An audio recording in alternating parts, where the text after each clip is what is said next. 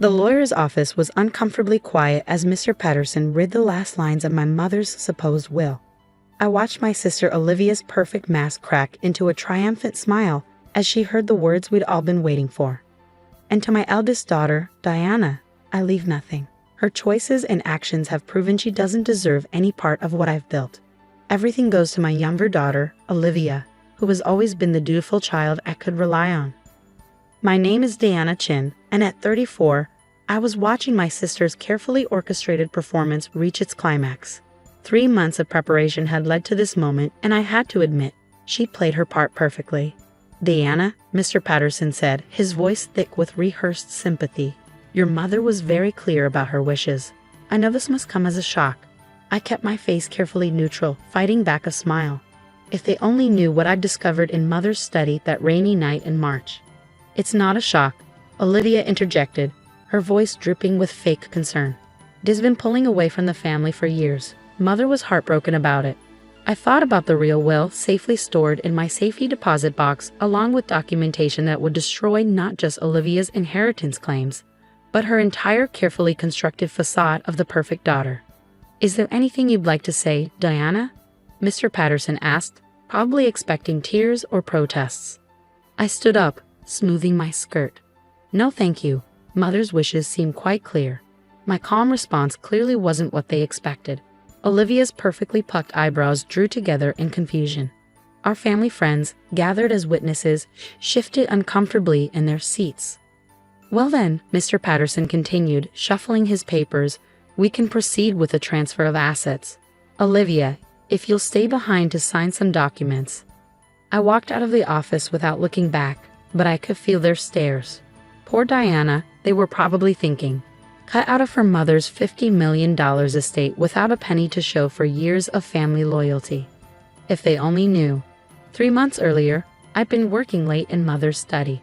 As her health declined, I'd taken over managing many of her business affairs, something that infuriated Olivia, though she'd never admit it openly. That night, I was searching for some old contract documents when I found something that changed everything. Tucked behind a loose panel in Mother's antique desk was a stack of papers that made my blood run cold. Bank statements showing systematic theft from Mother's accounts. Forged documents with poorly imitated signatures. And most damning of all, evidence that Olivia had been slowly poisoning our mother for months. The real will was there too, dated just 2 weeks before Mother's death, along with a letter addressed to me. "My dearest Diana, if you're reading this, then my suspicions about Olivia were correct. I've been gathering evidence, but I'm getting weaker by the day. The doctors can't explain it, but I know now. It's her. Your sister is poisoning me. I've changed my will to leave everything to you, but Olivia's been watching me too closely to file it officially. I trust you'll know what to do with this information. You were always the clever one, though you hide it better than your sister thinks. Be careful, she's more dangerous than we knew. All my love, Mother." That night changed everything. Instead of confronting Olivia immediately, I did what Mother taught me. I planned. I watched. I gathered more evidence. While Olivia played the devoted daughter, I documented every suspicious bank transfer, every mysterious payment, every unexplained withdrawal from Mother's accounts. I hired private investigators to track her movements and connections. Most importantly, I let her think she was winning. Now walking out of the lawyer's office, I pulled out my phone and sent a single text to Detective Sarah Martinez. "It's done." She took the bait. My phone buzzed almost immediately with her response. "Team in position. Meeting in 20. I headed to my car, catching a glimpse of my reflection in the window. I looked calm, composed, nothing like someone who'd just been disinherited. Mother would have been proud.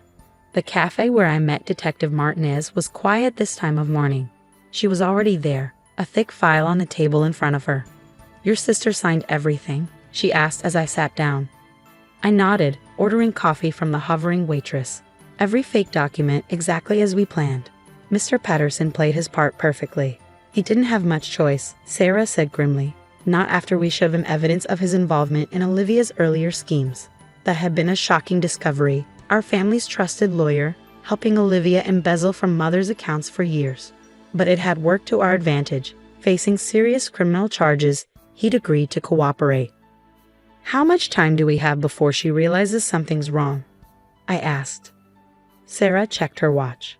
The bank should be calling her within the hour. All those accounts she thinks she's inheriting? Frozen. Every property she's planning to sell. Already transferred to your name, per your mother's real will. I sipped my coffee, thinking about the moment ahead when Olivia would realize her perfect plan had backfired. And the evidence of the poisoning? Rock solid. The toxicology reports confirmed everything. Your mother's tissue samples showed elevated levels of thallium, slow acting, hard to detect unless you're looking for it. We found traces in her makeup, her medications, even her favorite tea. The coffee turned bitter in my mouth as I thought about Mother's slow decline. How many of us had dismissed her symptoms as natural aging? How long had Olivia been planning this? There's something else, Sarah said, pulling out another document. We found connections to 2 other suspicious deaths. Wealthy older women, both with daughters who suddenly came into large inheritances. Olivia appears in their social circles just months before each death. My hands clenched around my coffee cup. She's done this before. Sarah nodded grimly. We think your mother was her 3rd victim. But this time she got sloppy. This time she left evidence. My phone buzzed. A text from Olivia. Lunch tomorrow? We should talk about the house. Right on schedule, I murmured, showing Sarah the message. She'll want to convince me to move out quickly before she sells it. Perfect. That gives us time to set up surveillance. When she realizes the accounts are frozen, she'll probably try to access her backup plans. We need to track everything. I thought about the cameras already installed throughout the house. The recording devices hidden in strategic locations. Olivia had no idea she'd been under surveillance for months. There's one thing I don't understand, Sarah said as we prepared to leave. Why did your mother hide the evidence instead of going to the police directly? I smiled sadly, because she knew Olivia would see it coming. This way, she never suspected anything. Mother gave her just enough rope to hang herself. As if on cue, my phone rang, Olivia's number flashing on the screen. Right on time, Sarah said, checking her watch. The bank must have made the call. I let it ring, imagining Olivia's face as she learned that every account she thought she was inheriting was frozen pending a criminal investigation. That every property she'd planned to sell had already been transferred out of her reach. When are you bringing her in? I asked. We'll let her panic for a few hours first, Sarah replied. Let her make some suspicious moves. The more evidence we have, the better. I thought about Mother's letter, hidden away with the real will.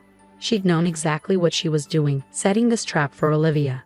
While my sister thought she was cleverly orchestrating Mother's death and my disinheritance, she was actually documenting her own crimes. My phone buzzed again. Another text from Olivia. The bank must be mistaken. Call me immediately. I showed it to Sarah, who smiled grimly. Let the show begin. By evening, Olivia had called 17 times and sent 32 increasingly frantic text messages.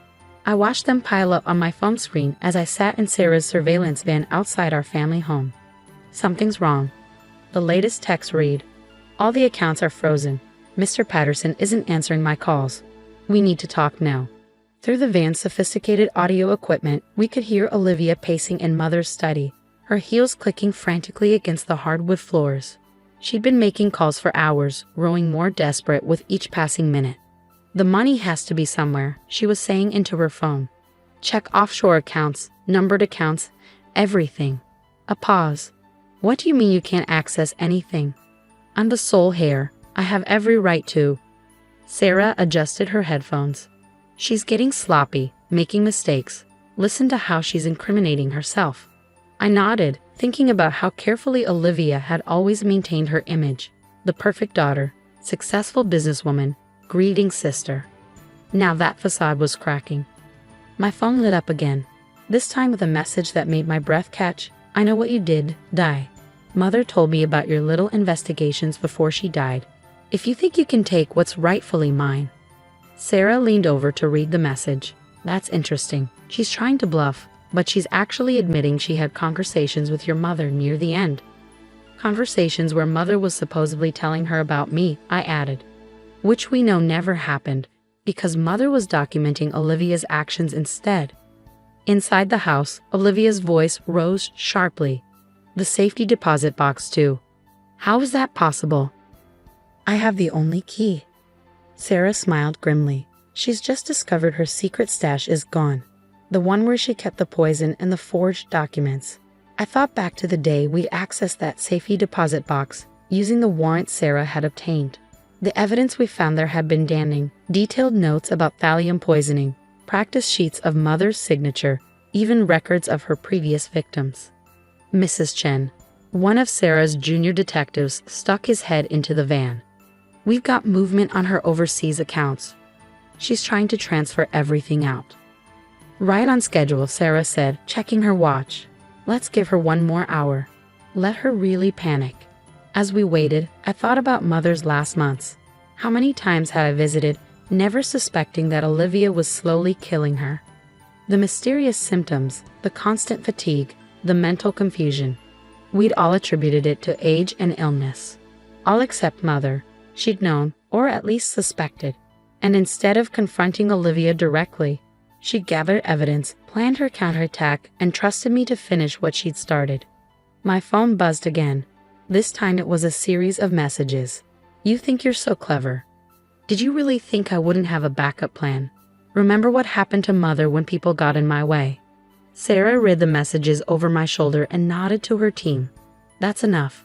We've got her threatening you in writing. Time to move. Everything happened quickly after that. Police cars silently surrounded the house.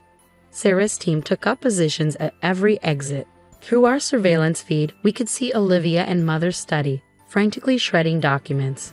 Miss Chen. Sarah turned to me. Would you like to do the honors? I took a deep breath and called my sister. She answered on the first ring. Finally, Diana, everything's gone wrong. The accounts, the properties. I know, I said calmly. That's because Mother left everything to me in her real will. The one she wrote after she discovered you were poisoning her. The silence on the other end was deafening. What? Olivia finally whispered. The will reading today was a trap, Olivia. Every document you signed was actually a confession. Every account you tried to access has been tracked. We know about the other women too, Mrs. Anderson and Mrs. Pierce. Did you really think you could kill 3 wealthy women the same way and no one would notice? You're lying, she hissed, but I could hear the fear in her voice. Check the window, I said quietly. I watched through the surveillance feed as she walked to the study window and saw the police cars. Watched her perfectly maintained composure finally shatter. You really should have paid more attention, I continued. While you were playing the perfect daughter, Mother was documenting everything. And after she died, I continued her work. Every conversation you had about the accounts, every meeting about selling the properties, every attempt to access your poison stash. It's all been recorded. Diana, her voice took on a pleading tone. We can work something out. I'm your sister. You killed our mother, I said flatly. Slowly poisoned her while pretending to care for her. Just like you killed those other women. There's nothing to work out. Through the window, I could see her reaching for her desk drawer, where we knew she kept a gun. I wouldn't, I said quickly. The house is surrounded. There's nowhere to go. How? She whispered. How did you know? Because Mother told me. In the letter she left with her real will, the one you never found because you were too busy forging the fake one. She knew what you were doing, Olivia. She just needed proof. Sarah gave the signal, and her team moved in. I watched through the feed as they entered the study, as Olivia was read her rights as the last pieces of her carefully constructed life fell apart. She looked straight at the hidden camera as they let her out, her eyes filled with a hatred I'd never seen before. She knew exactly where I was watching from. Well, Sarah said, closing her laptop, I'd say that went according to plan. Later that night, I sat in Mother's study. My study now, looking through the evidence she gathered. Her meticulous notes showed how long she'd suspected Olivia, how carefully she documented everything while appearing to be just another declining elderly woman. Your sister underestimated both of us, she'd written in her final letter. She thought I was too old to notice, too trusting to suspect. She thought you were too naive to see through her act. Let her keep thinking that, Diana. Let her believe she's won. That's when she'll make her mistakes. Mother had been right. Olivia's arrogance, her absolute certainty that she fooled everyone, had been her downfall. The investigation uncovered more than we'd initially suspected. besides Mrs. Anderson and Mrs. Pierce. There were two other potential victims, wealthy women whose deaths had initially been attributed to natural causes. Sarah's team was reopening those cases. Olivia's arrest made headlines. Socialite charged with mother's murder. Serial killer in high society. Inheritance scheme turns deadly. The photos showed her being led out of the house, her perfect makeup smeared, her designer outfit wrinkled. Mr. Patterson faced charges too, the lesser ones in exchange for his cooperation. He provided details about how Olivia had blackmailed him into helping her, how they worked together to hide her financial crimes. The real will was validated by the courts. Mother had left everything to me, along with a responsibility I hadn't expected. Half of her estate was to be used to establish a foundation, one dedicated to investigating suspicious deaths of elderly people, particularly those involving potential inheritance fraud. Because Olivia can't be the only one, Mother had written. There must be others out there, taking advantage of those who trust them most. 1 year later, I sat in my office at the newly established Chen Foundation for Elder Justice. On my desk was a framed photo of Mother, taken long before Olivia began her poisoning scheme. She was smiling, vibrant, full of life. Sarah visited occasionally, keeping me updated on the case. Olivia had pleaded not guilty, but the evidence was overwhelming. The trial was set for next month. Your mother would be proud, Sarah said during one visit. The foundation has already helped uncover 2 similar cases. I looked at Mother's photo and smiled. She knew what she was doing. Even at the end, she was 3 steps ahead of everyone. My phone buzzed. A message from the prison where Olivia was being held. Your sister has requested a meeting. I deleted it without responding. There was nothing left to say between us. Olivia had chosen her path, and now she would face the consequences. The foundation kept me busy, and slowly the pain of Mother's death began to ease. Not the pain of losing her, that would never completely fade, but the pain of knowing how she'd suffered while gathering evidence against her own daughter. Sometimes I wondered if Olivia ever really loved any of us, or if we were just means to an end, sources of wealth to be eliminated when convenient. But those thoughts led nowhere useful. Instead, I focused on Mother's legacy, not just the wealth she'd built, but the justice she'd sought even from her deathbed. She trusted me to finish what she'd started, to expose Olivia's crimes and protect others from similar fates. Every time the foundation helped another family uncover the truth about a suspicious death, every time we prevented another predator from targeting vulnerable elderly people, I felt Mother's presence. She turned her own murder into a trap for her killer, using her death to ensure that Olivia's crimes would finally be exposed. It was her final act of justice, and I was honored to carry it forward.